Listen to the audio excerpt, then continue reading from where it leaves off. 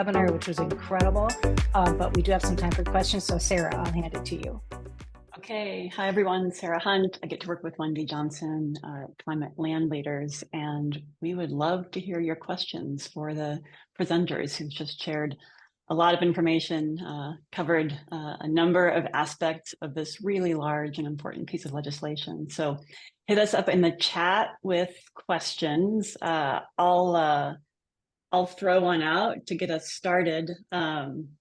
Wendy, you said something along the lines of, we farmers who grow commodity crops like corn and soybeans keep growing as much as we can in your presentation.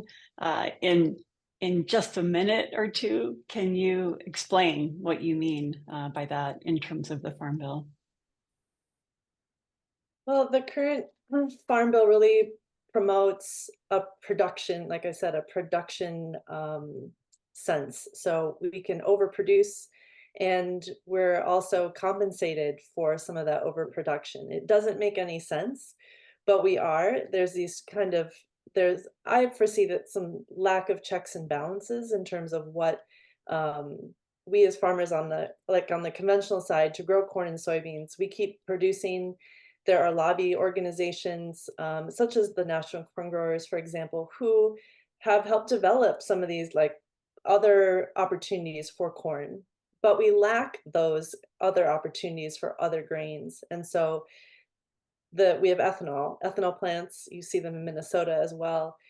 Those are the types of things that we can just, we have an overproduction of. Meanwhile, farmers like myself in this other role of like Joyo Food and Fiber Farm, who are trying to compete in this corn and soybean system, really lack the resources, the markets, the potential places for our outputs. And we're focused on regional food systems, we're trying to find where is that support and where is that within the Farm Bill. And we really see it within the Senate version, some strong support for that can help advocate and help boost revenues of these small to mid-scale producers. But on the flip side, the House version, like I said, is really supporting and promoting bigger, larger farms that already have the wealth to keep getting bigger and have the ethanol plants that are near them to sell to. Thanks, Wendy. We had an interesting question come in through registration, and Kalee, maybe I'll ask you to highlight what in the Farm Bill or within rural development relates to older adults and aging communities. Unfortunately, about the only programs we have that specifically targets older adults is our housing rehab plan. It gives grants and loans depending on your income to rehab your house. But I think that one of the things I saw in the chat was they were wondering about food hubs and commercial kitchens.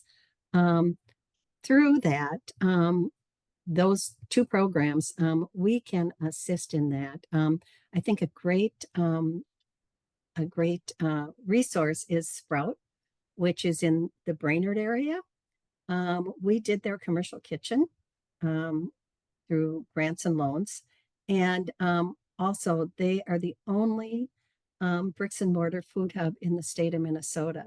So if you're thinking about food hubs and ways that we all can partner, and it takes a village, I mean, it really does. None of us can do it by ourselves. So we all have to build partnerships. And many of our partnerships are with the Minnesota Department of Ag, with FSA, with DEED, with all the other partners that are out there in order to leverage each other's dollars in order to make that happen. So I thought I'd tie that one on too. And our multifamily housing, many of those are senior adults. It's usually income-based too. So thank you. Let's go over to Rachel. Question that just came in. Is it possible to enroll in the TFAP program and maybe remind us what that is without going through a food bank? Yeah, so a reminder, the TFAP program was the Emergency Food Assistance Program. It's a commodities program. We touched on a little bit about how the USDA is able to purchase surplus food from farmers and get it into the emergency food system. TFAP can be used at food shelves, but it can also be used at community meal programs.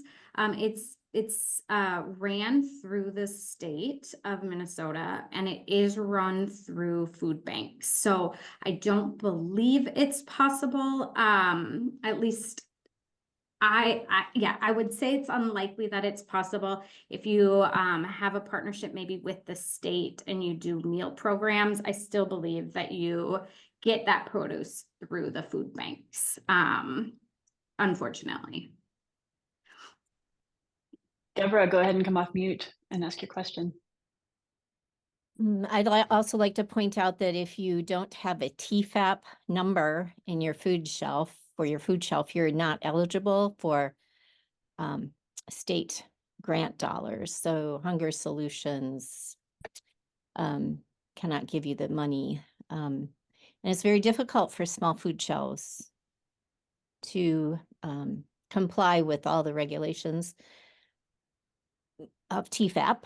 We've been doing it for many, many years, and we just got dropped from a TFAP program.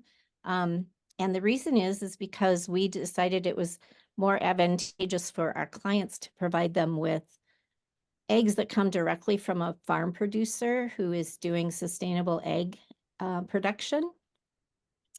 And so the food bank that we were associated with said that they would no longer support us. And so we've lost all of the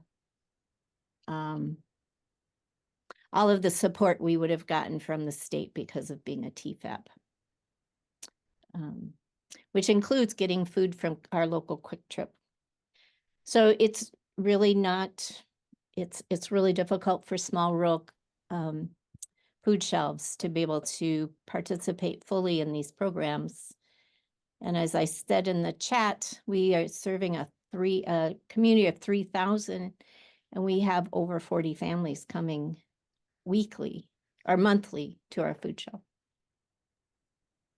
Thanks, Deborah. Thanks for making that connection too between food security, rural food security, and our local food system and local producers. Let's do one final question, and then I'm going to do a quick opportunities for you to act in this process. Kalee, would you be willing to share some thoughts on this final question from Karen? So with the House bill that's come through committee generally favoring bigger farmers, the Senate proposal with more to favor small and medium-sized farmers, what's your sense of the current extension of this farm bill? Yeah, I think my thought here is that, the extension of the current farm bill was, ultimately decided back in 2018 when that farm bill was passed. And I always hate to kind of make sweeping statements, but I think it's probably fair to say that, for decades, the way that our farm bill is put together has been in a way that continually builds upon and probably favors producers and farms and ranches getting bigger. So yeah, I hesitate to use the word, favored, but I think it's probably, what is projected for the new farm bill is probably building on some precedent that was set back in 2018. Thanks, Kalee. And there are still many opportunities to advocate, not in small part because this process is ongoing. We still don't have a next farm bill. So Denise, if you would put up those final slides, we'll do a quick call to action and then wrap you up and get you off to your afternoon on time. So 2 opportunities for you, and they both involve picking up the phone or sending an email. So the Agriculture Committee members, the folks serving on the House and Senate Agriculture Committees, of which Minnesota has an abundance. If you're here from Iowa, Iowa does as well. They represent all of you. And so even if they are not for those House committee members in your district, they still represent you on committee. And so we encourage all of you to contact your Ag committee members, urge them to keep working on a new farm bill. It's important that they hear that this is urgent from their rural constituents, and tell them what you care about in the next farm bill. We've given you many things to think about today. All of our organizations are available as resources. And in this presentation, which will be up on the 100 Rural Women website, we've got phone numbers and contact forms linked for you. Next slide, Denise. And then, so if you remember that process chart that Kalee showed in her presentation, we're still at the very top. And this is all activity that's happening in these committees, but eventually all of our members of Congress will vote on the next farm bill. And so starting now to tell them what you care about in the next farm bill is also high impact.